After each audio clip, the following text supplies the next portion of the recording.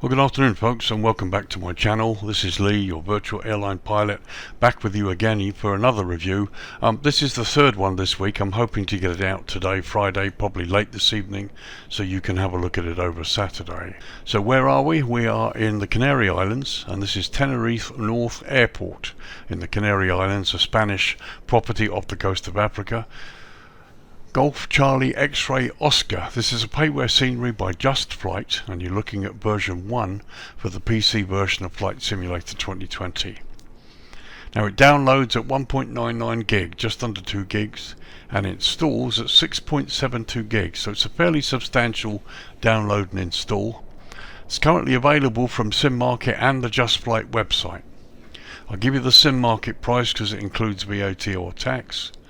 Currently €16.08, which equates to roughly $17.13 US, or £14.51 UK. As ever, US and UK prices are all estimates from the euro, and they do indeed include tax or VAT, which of course may vary depending on the country you're in when you make your purchase. So let's look at the features. So, features of this scenery: high definition PBR textures and objects from photos shot on location, animated jetways, and we will look at those later, animated custom vehicles, animated objects such as palm trees, flags, windsocks, fans and passengers, modelled interior, I assume that's the terminal, highly accurate ground textures and elevation, and we can see that by this shot here, and lifelike custom signs to help you find your way around the airport. So not an extensive list, but actually it covers quite a lot that they've been done. So before we go on to look at history, the Justflight have put a little disclaimer up, and it appears on their website and on the SimMarket description that you should be aware of. It says here, please read before purchasing. This airport is made in high detail, so it might not run smoothly on your system. We have done our best to optimize the experience as much as possible, and will continue to listen to the community feedback to improve it. However, please make sure that you examine the recommended PC specifications before you purchase this add-on. So this is a highly detailed scenery, and obviously you've got to look at what computer system you've got to run it.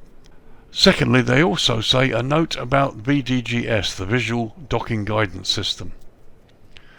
VDGS is inoperative according to real-world procedures. They haven't been working at this airport for a while now, and you will be guided by the default marshaller.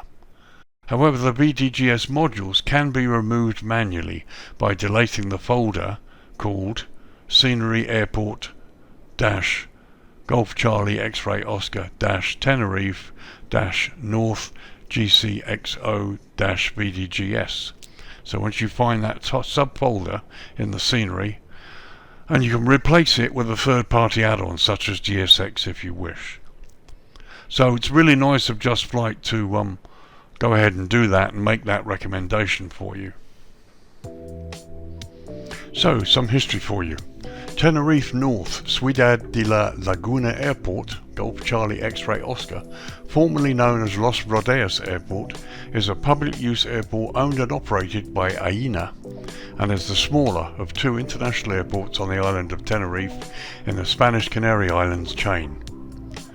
It is located in San Cristobal de la Laguna, 7 miles or 11 kilometers by road from Santa Cruz, and it lies at an elevation of 2,077 feet or 633 meters, so it's a fairly high airport. It handled for over 3 million passengers in 2012. Combined with Tenerife South Airport, the island gathers the highest number of passenger movements in all the Canary Islands, with over 12 million passengers, surpassing Gran Canaria Airport. Today, Tenerife North is an inter-island hub connecting all 7 of the main Canary Islands, with connections to the Iberian Peninsula and the rest of Europe. Many years before this airport had even been built, the field at Los Rodeos was hastily prepared to accommodate the first, although unofficial, flight into Tenerife operated by an RRDO V1 (DU-1594) aircraft, operating from Berlin on behalf of the Deutsche Lufthansa airline. after the final location of the airport had been decided, funds were gathered between 1935 and 1939 to build a small hangar and begin expanding the airstrip, which would become Los Rodeos. Operations into Los Rodeos commenced on the 23rd of January 1941 with a de Havilland DH-89A Dragon Rapide operating an Iberia flight from Gando in Gran Canaria. By 1946, more hangars, a passenger terminal and a 2,625-foot or 800-metre paved runway had been built, and the airport was officially open to all national and international traffic.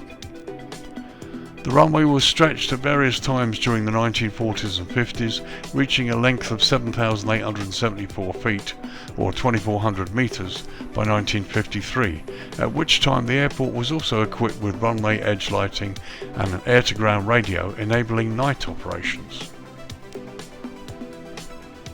In 1977, the airport was infamous, or became infamous, as the site of one of the deadliest aircraft accidents in aviation history, when two Boeing 747s, Pan American and KLM, collided on the runway in heavy fog conditions, causing the deaths of 583 passengers and crew. This accident is well known, and there are videos about it on YouTube and elsewhere, and it's featured in air crash investigation TV programs many times. So quite an infamous airport. Really good that Justflight have taken this project on, and because this airport is still open and still usable, as you can see. It would appear they've also done quite a magnificent job on this airport, and what we'll do now is we'll get down to it, start an airside tour and have a close look. And you'll also, when I use the drone camera, you'll also see sort of just how fluid the scenery is. It's been well optimized. And visually, it sits beautifully inside the terrain. The modelling to allow this airport to fit the way it does really is excellent. And you can see you've got the various volcanic mountains and bits and pieces around here that really make this place quite something special. But before all that, let's look at runways, and then we'll look at jetway operations too. So runways. As you can see, we've lowered the lighting. It's early morning, so we've got the sun behind us, gives you a better view. So Tenerife North Airport operates a single runway 3012, measuring 10,404 feet or 3,171 metres, and is made from asphalt. The airport lies at a high elevation of 2,077 feet or 634 metres and sits within the GMT UTC time zone. Now, Spain, like much of Europe, observes daylight saving time, as does the UK, and so currently Tenerife is 1 hour ahead of GMT UTC and is on the same time zone as the UK. Runway 30, and we're looking down the throat of that now, features high intensity runway lighting, high intensity airfield lighting system version 2, centerline lighting, touchdown zone lighting, and precision approach path indicators on both sides.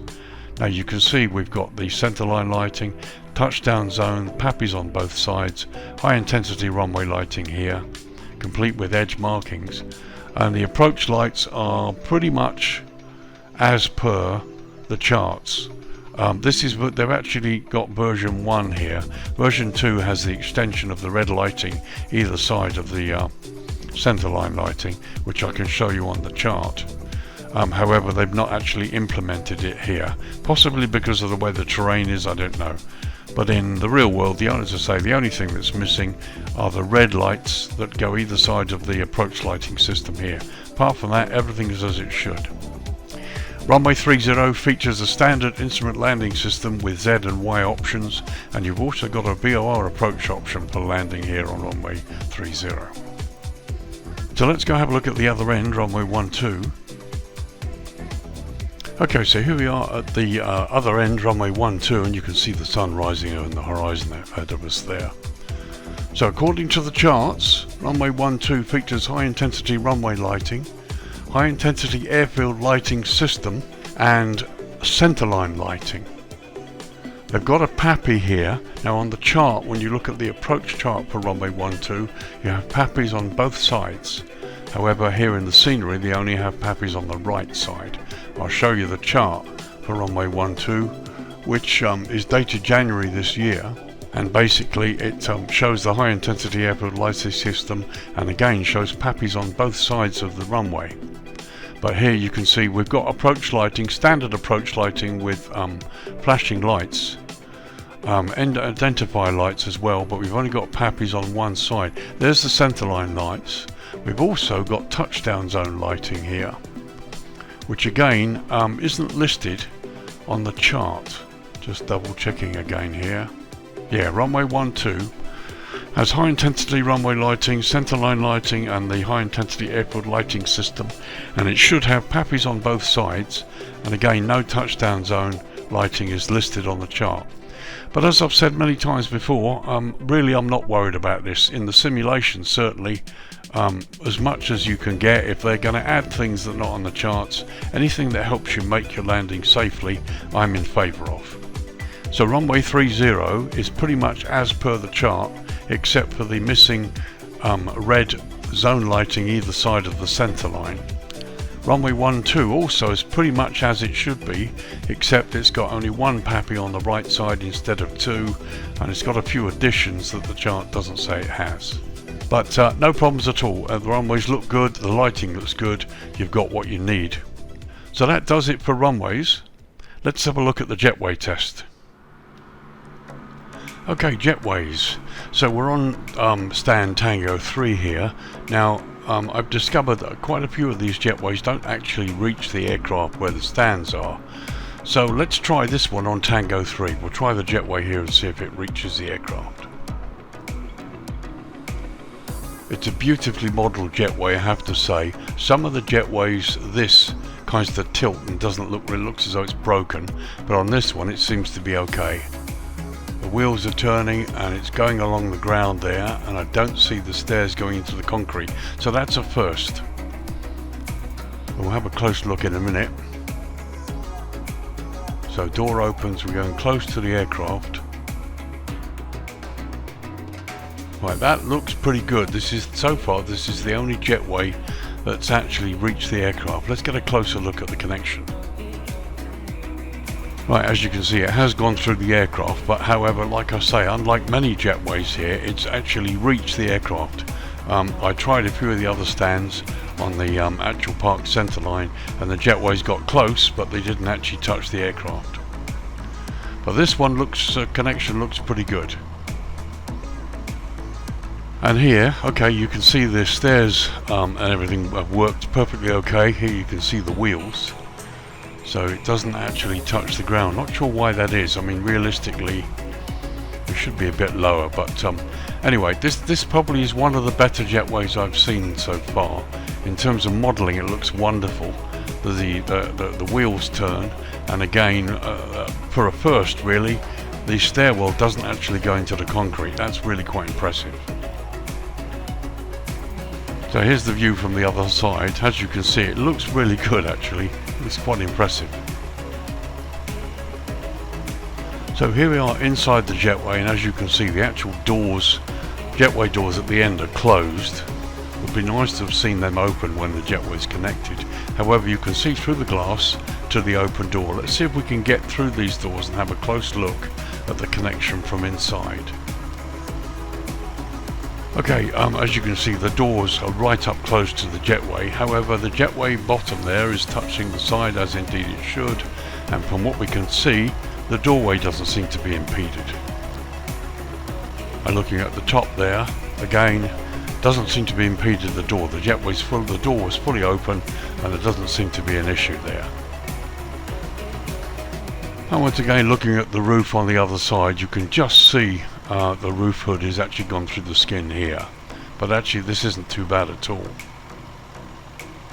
And again, looking at the bottom there, the jetway is pretty close to the aircraft. This is a pretty good fit. So here we are inside the aircraft. This is the Phoenix A320 in my VAP Air livery, and we're looking out towards the jetway door. That looks pretty real. The lovely weather on the door, and you can see up the ramp. We'll just have a quick look up the ramp and just see how far we can go. So out through the doors. I mean, that's pretty impressive. You can go right the way up there. That's excellent.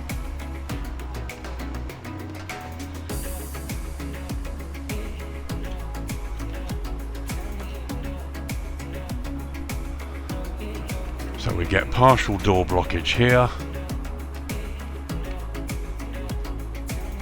But again, you can go in right into the terminal, which is brilliant. So there you go. As you can see, the jetway itself is beautifully modelled. There's some really high definition modelling here. So let's retract the jetway now. Again, the hood springs back like pretty much every other jetway I've seen. Now there you can see the wheels are turning. And that's, to be honest, it's a really nice animation. It's one of the top jetway animations and one of the top jetway fits. I really like the fact that it fits pretty close. Almost every jetway I've seen, the hood goes through the aircraft top to some extent. But actually this is the first one where the stairwell hasn't gone in through the concrete ground. Really impressed with that. So that does it for jetways. Let's get on with the main tour of the airport.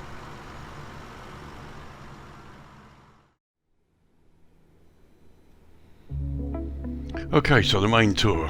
Before we start, let's have a look at a high-level shot of the whole airport. Just wanted you to see this so you can see how well this particular scenery fits into the default. Remember, this is Spain, the Canary Islands. It was updated in World Update, and as you can see, everything looks really realistic from up here. So we're going to start an airside tour from down here and go south along the airside area so you can have a look.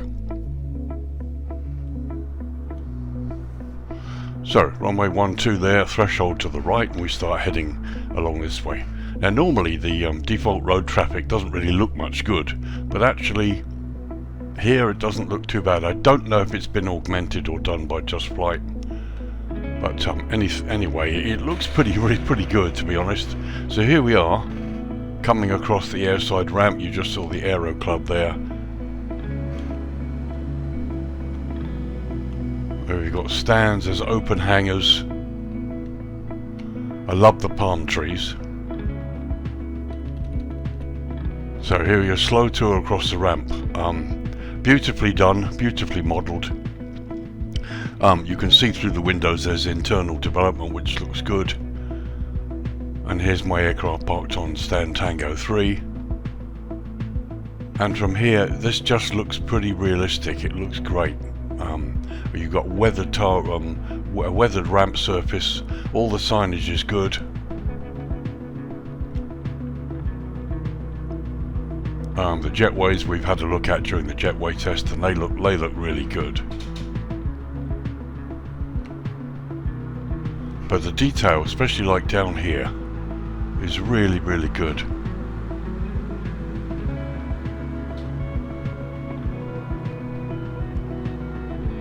Okay, got a bumpy bus there, but it's following the road, and yeah, it's great. It does look good. Here's the fire station. Again, a real detail there.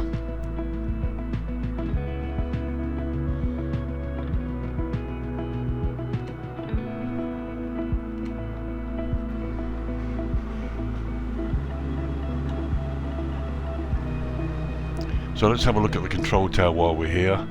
Again, the modelling looks great. On the building looks really good. Let's go inside.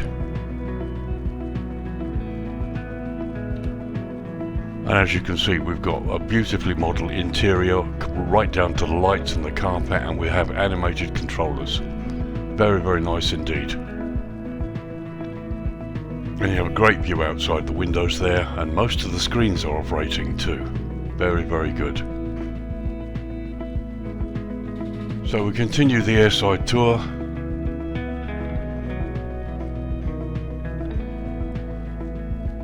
We've got a nice little aircraft model down there too. And that is a nice old aircraft there, obviously really nicely weathered because it's basically defunct. The only thing they haven't done there, which surprises me a bit, they've not removed the photo ground that shows the same model. So you've got the aircraft as you've got its own shadow, but here you've got the photo ground, which really should have been removed. But you know, no matter, it's lovely, beautiful weathering on the building and on the aircraft. And here you can see the fence line, again in lovely detail. So a quick whiz out along the taxiway to the threshold of runway 30. And you can see the taxiways and runways, the signage is excellent, the weathering is good, and even looking sort of outside the airport to the left there and to the right, it just looks right, it looks good.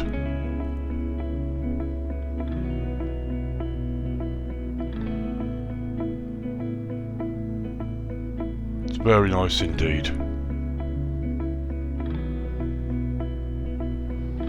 So a quick look at the runway area itself. So here's the holding point for runway 30. You've got the signage there and wigwags as well. Now as we go towards landside, you can see there's some development and signage which has been done. So they've done some work on this place. The detail's excellent. You look to the left, you can see evidence of terraforming there, where they've got the airport to actually match into the terrain. Try and slow this down a bit now. There we've got a fuel track, or fuel truck even, sorry.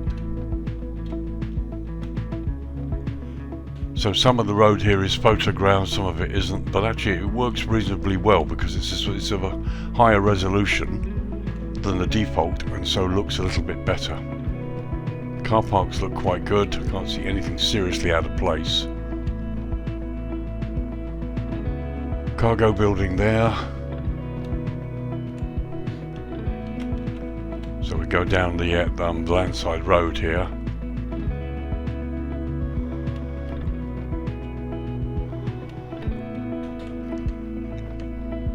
So some excellent signage,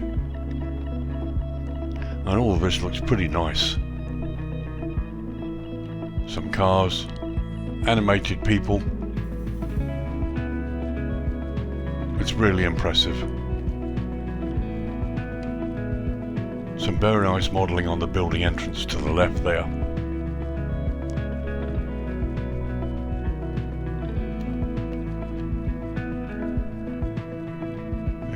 It's really good. It's really good. So we'll just head down the ramp here.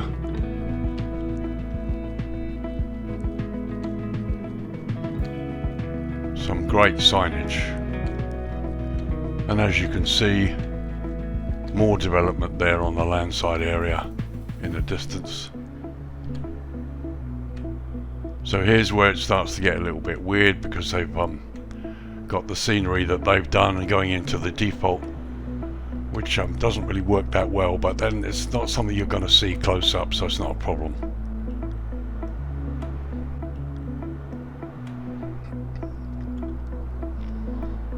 So going across the car park, I love the palm trees. The way this has been done is really good.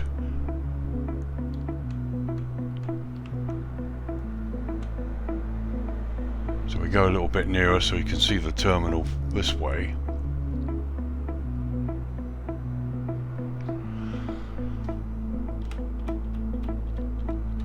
So there you can see internal development in the terminal, and it looks quite good through the glass. Quite impressive.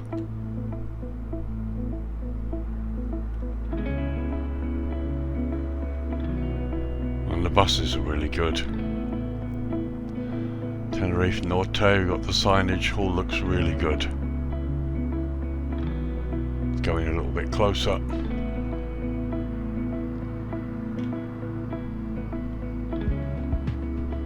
It's great, it's really nice.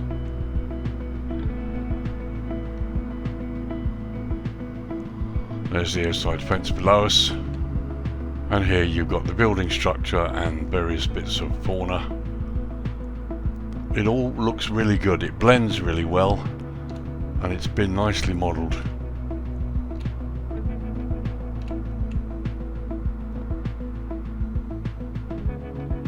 And you can see the jetways look especially good.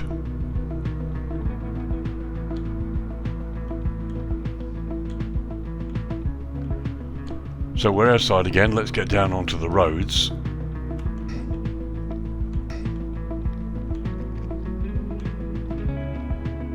Once again, some very nice modelling, and again you can see in through the terminal windows. I mean, this all looks excellent. Very realistic. When you look up there, you can see people inside the terminal.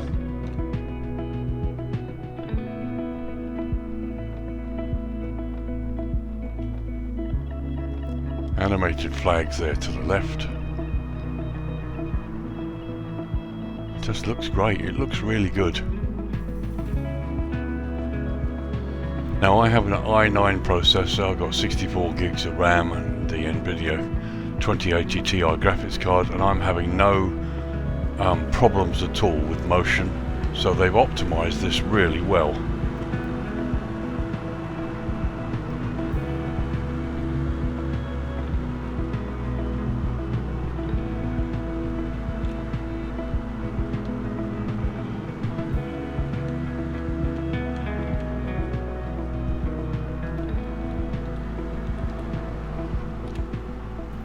And it just looks good, doesn't it? It really does. We've done that building very nicely, weathering on it on there too. And some evidence of parallaxing too, which looks good. Let's have a look at this hangar.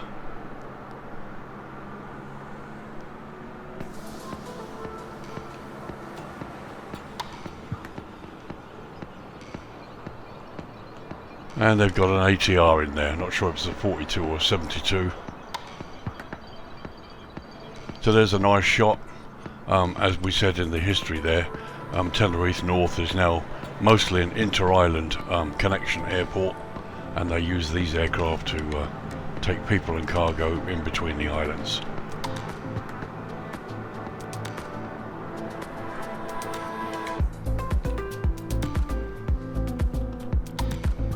So as you can see, lots of little bits of detail, all of it weathered and matched.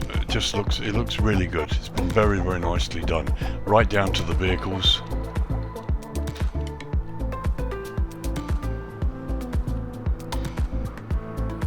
I mean, the attention to detail is really good. It's a lovely piece of work here.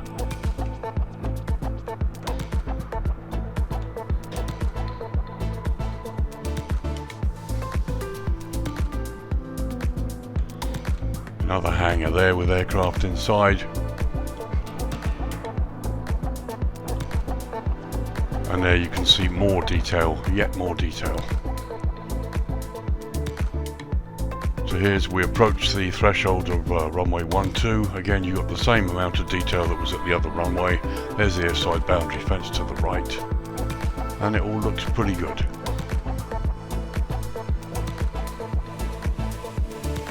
Okay, time to go inside the terminal, have a look at the modelling in the terminal. We'll start with the upper floor airside first.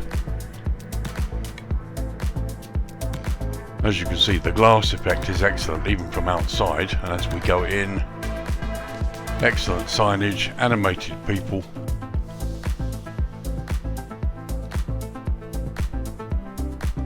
And here we are travelling through the airside main lounge. You've got a really, really good effect with the glass. You can see smudges on the glass, which sort of gives you the effect that it's actually there. And of course it's darkened because of the sun, and you get the same effect looking outside. So various cafes, animated people everywhere, not overdone, which is great. And the images, the shops, I mean, photographic evidence, but again, done at a higher resolution, so it looks real. So we'll just stop here for a moment. I'm just going to pop in here and have a look and see. I'm sort of wondering where the security check is, but we'll see. But again, reasonably high resolution images give the right effect. It does look good. And how about we follow the duty-free through here? Got a feeling this might lead us to security, I don't know. Again, it looks really good because of the resolution of the images.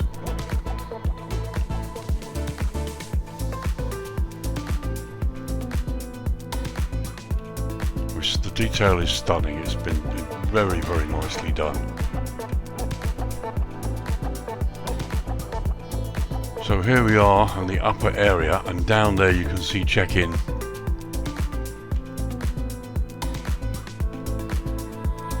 check-in area to the left, and here you've got security down here. So this whole upper area is airside and separate from the rest of it. It's really good, very, very good indeed.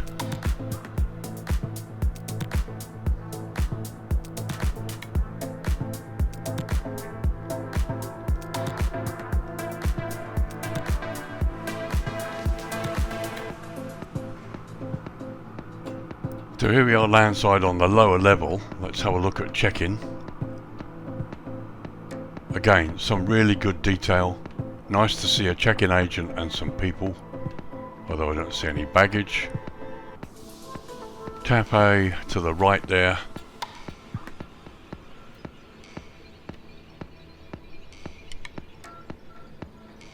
Very nice.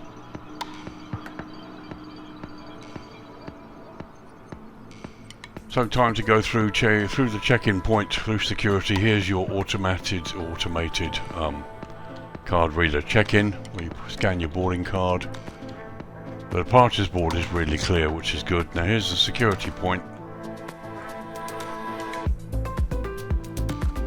And it looks really good, it looks pretty realistic. And now we're airside on the lower level. One lady throwing a tantrum there. And that's a first. There you've got a security guard or a police officer there standing at the back of security, which is good, in his uniform. Haven't seen that before. So we take a little airside tour here. Plenty of people. Young lady walking about there. Flight crew there to the left, which is good, or captain at least.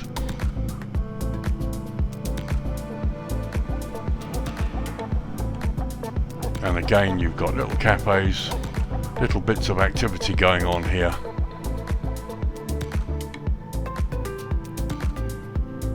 Very nice.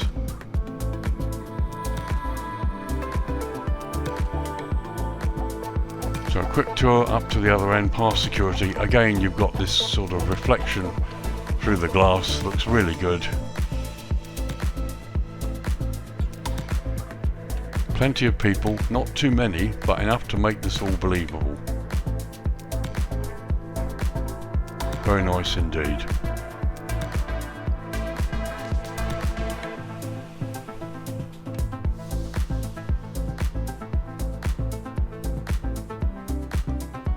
So here we are in the arrivals part, complete with baggage carousel.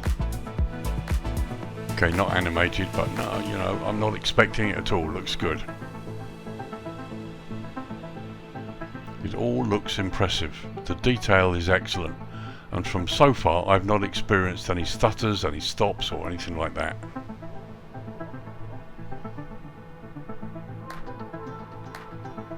It all looks really quite impressive. Just the amount of work that's gone into this. It's very nice indeed.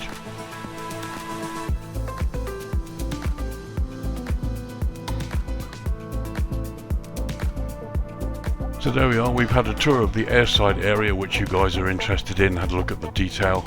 We've had a look at landside and inside the terminal. All of this looks really impressive. Let's turn the lighting down now to dusk and have a look at the night lighting. Okay, 8 PM local time in the evening. It's mid-September, late September 2023. There you can see the sun disappearing below the horizon on the left there. It's a very nice shot. And generally you can see the lighting is as good as any I've seen. Some very nice subtle lighting. Good to see some of these vehicles lit up as well. There you can see the lead-in strobes from runway 12. There, looking in the other direction, you've got the terminal there to the left, the control tower in the distance. Looks really good. So just a close-up shot looking at the terminal from where my aircraft is on the ramp stand. This is what you'll see here. It all looks really quite impressive. Let's get inside the cockpit and have a look at the view from the flight deck. So here's the view as you look out the flight deck. This is what you'll see when you park up on stand Tango 3. And it's really impressive. Jetways are lit. It looks really good. There's the terminal. View from the captain's side. and looking across the first officer's side. Really impressive. So let's have a closer look at the darkness hours. There you've got a gate to the right. Here we've got a control tower. Let's see what the lighting's like. I like the sort of lighting as it says on the outside here. This is really nice, and here you can see inside the lower part. So again, they've really gone to town with the modelling and the detail to do this internally, and this is what makes it a stunning scenery. Down here to the right, the car park. Cars are in good positions, nothing all over the place. Fewer sobo globes all over the place, which is a pity because they've actually got the light poles to light the areas correctly, so there's no need for the globes. But I'm not really going to comment any further on that. Let's go inside the control tower. That looks pretty good. And again, you've got that nice view outside the terminal.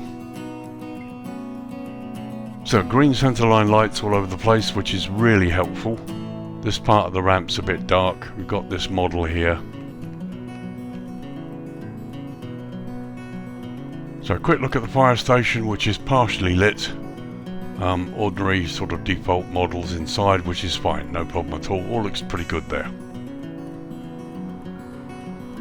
And back to airside again. Here we're going across the ramp area. Now you've got these big lights above, and they cast a minimal amount of light.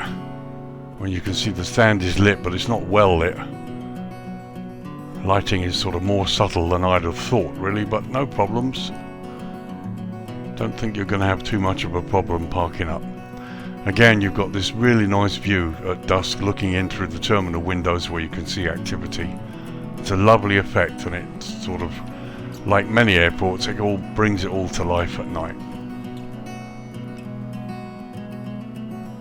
Jetways are all nicely lit.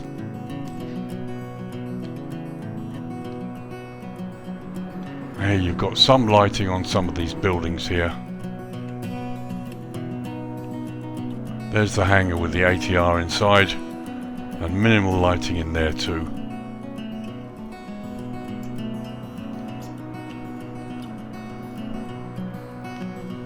Now as we go out towards the taxiway, let's have a look at some of the signage.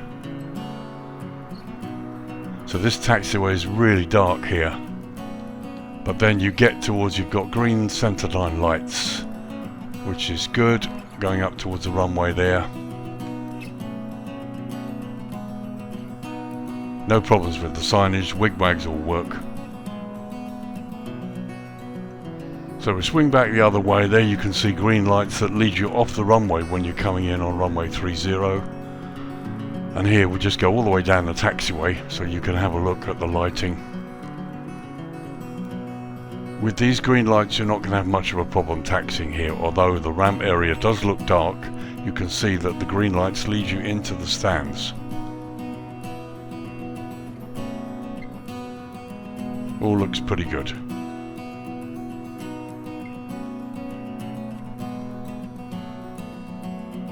So now quick tour landside at dusk. Have a look at the lighting effects here. It looks fine. To be honest, it looks fine. There's minimal lighting, but it's a bit of a distraction having the globes floating around, especially when they're not needed. However, so here you've got the cargo areas all a bit dark here. In terms of lighting, it would appear they've concentrated on the main terminal area, really.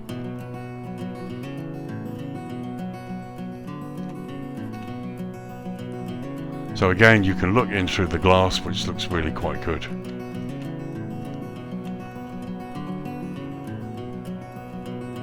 Yeah, it's my only criticism really, is the Asobo globes sort of sitting around that sort of tend to, it's distracting, that's all really. So we continue this way.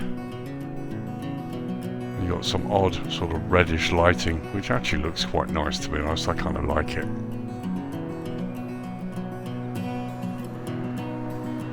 It's good signage.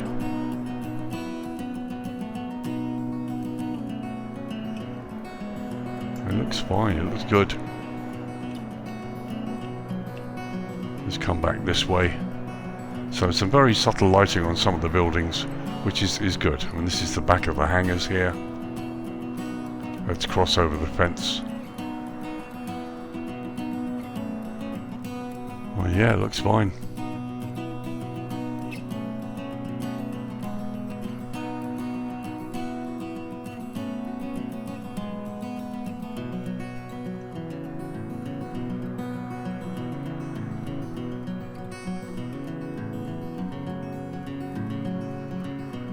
So there we are, had a quick tour at dusk. Let's turn the light down to night time now. Okay, so 10 PM local time. As you can see, the lighting has indeed come up, especially on the stand area. This looks really good. I think really from dusk it would have been nice to see the lighting come up a bit earlier at dusk because the stands look so dark. Whereas here, now you can see the stand area is lit so much better.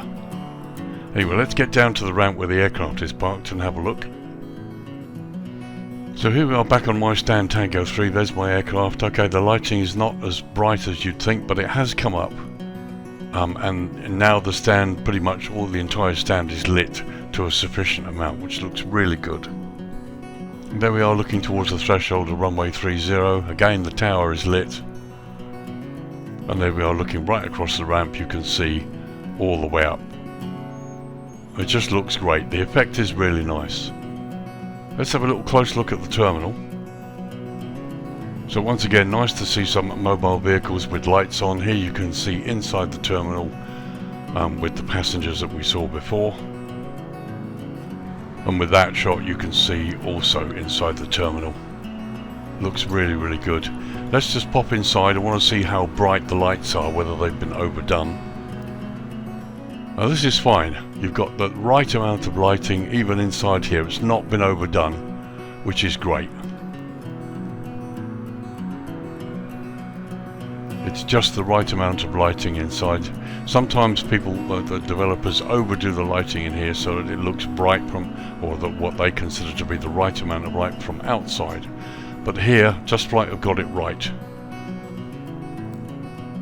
It looks correct from outside and from inside. Very impressive.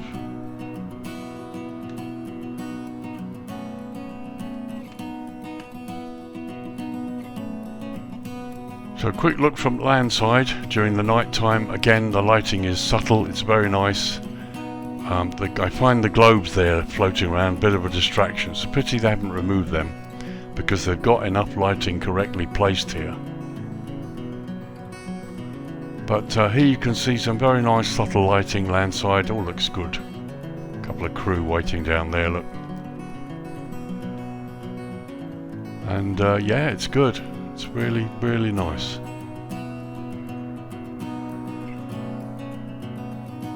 Lots to explore here.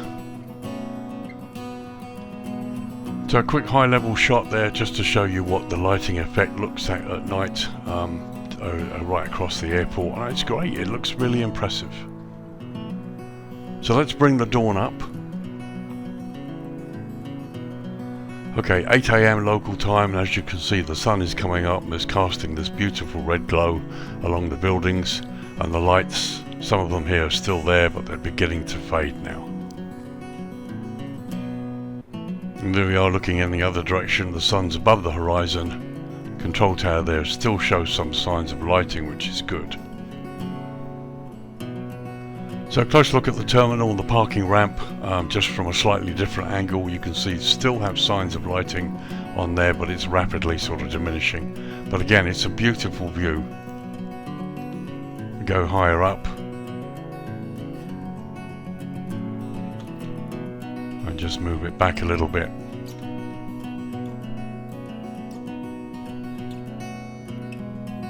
And it looks good, it really does. Very, very nice indeed. Okay, 11 AM and it's time to wrap up the review, give you my thoughts. This is a nice scenery. Justflight really don't do too many sceneries. I mean, they do them. I remember Palma in Mallorca they did, which is another scenery I really quite like. That's pretty detailed as well, and that works really well. And they've done a few sceneries, but they're not hugely known for doing them. They're known for doing aircraft and other things, but they've been a long time developer since Flight Sim 2020's been out. And this to me is an improvement on Palma. It's a big improvement. It's been very, very nicely done.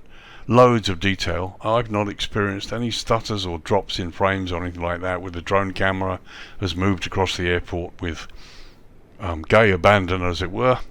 No problems at all that I can see. The detail is excellent all over the place. Some of the photo scenery and the 3D scenery landside gets a bit muddled in sort of areas like here where the roads change, but by and large, certainly from a high level, it looks good.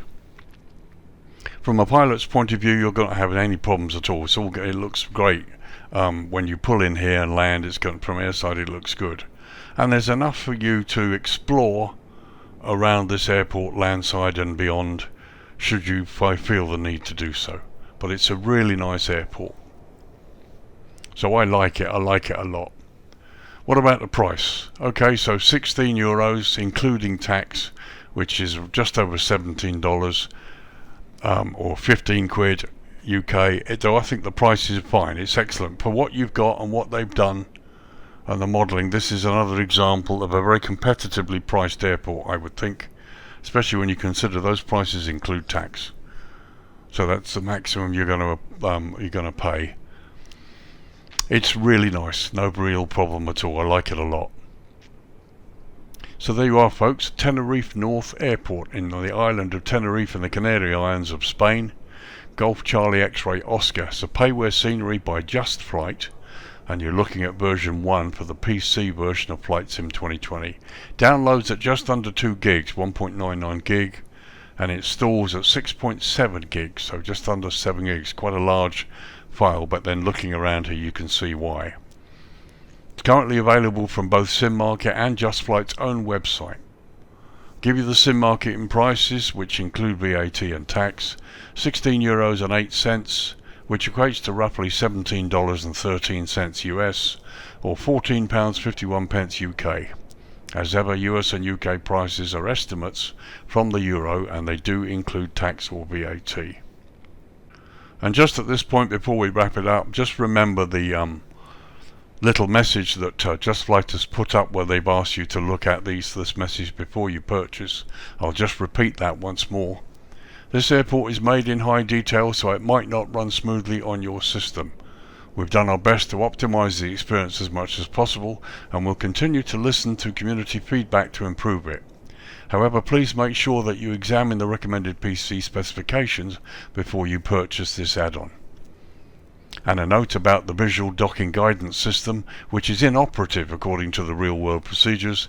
I haven't been working at this airport for a while now, and you will be guided by the default marshaller. However, the BDGS modules can be removed manually by deleting a folder called Scenery Airport-GCXO- Tenerife-North GCXO-BDGS and replacing it with a third-party add-on such as GSX if you wish to do so.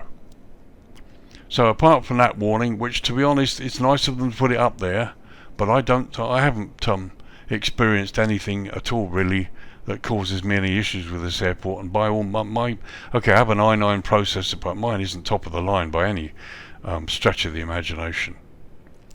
But again, nice for Justflight to communicate with the community and mention that, and also listen to feedback, and I will be making them aware of this review.